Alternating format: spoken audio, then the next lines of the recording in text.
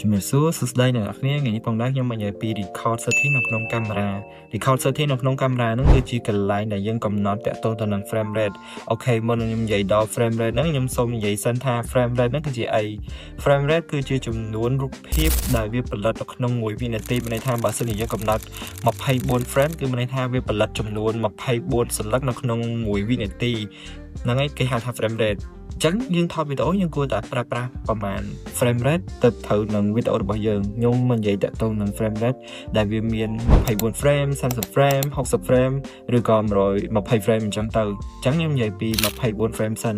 ចំពោះ24 frame គឺយើងប្រើក្នុងការថតខ្សែភាពយន្តដែលខ្សែភាពយន្តនៅប្រទេសកម្ពុជាយើងភាគច្រើនឬក៏ខ្សែភាពយន្តគេធំគឺភាគច្រើនគេប្រើ24 frame ហ្នឹងឯងអ្នកគ្នាហើយចំពោះ30 frame វិញគឺជា frame rate standard ដែលគេនិយមប្រើនៅតាក់ទងទៅនឹង TV show ឬក៏ vlog ផុសក្នុង YouTube ឬក៏វីដេអូទូទៅអ្នកគ្នាគេនិយមប្រើជាមួយនឹង30 frame ហ្នឹងដែលវាមានលក្ខណៈ smooth យើងមើលទៅវាផ្ដល់ឲ្យយើងបានច្បាស់អញ្ចឹងអ្នកគ្នាហើយបើសិនជា frame rate 60វិញគឺប្រើតាក់ទងទៅនឹងវីដេអូដែលមានល្បឿនលឿន action ឬក៏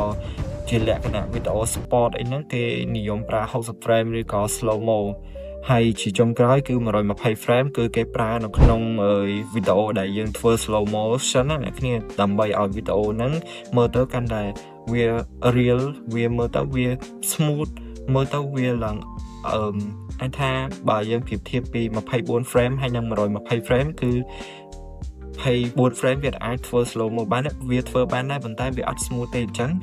120 frame នេះគឺយើងដាក់ slow mo ទៅវាធ្វើឲ្យវីដេអូរបស់យើងកាន់តែមានភាពតាក់ទាញមើលហើយ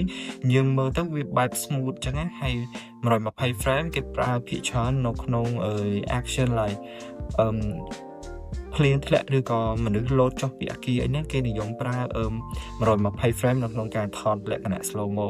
ចឹងអ្នកគ្នាដឹងហើយថាតើអ្នកគ្នាគួរតែជ្រើសរើស frame rate ប្រមាណដើម្បីឲ្យត្រូវនៅក្នុងការថតវីដេអូរបស់អ្នកទាំងអស់គ្នាខ្ញុំមានតែប៉ុណ្្នឹងទេអរគុណអ្នកគ្នាបាយ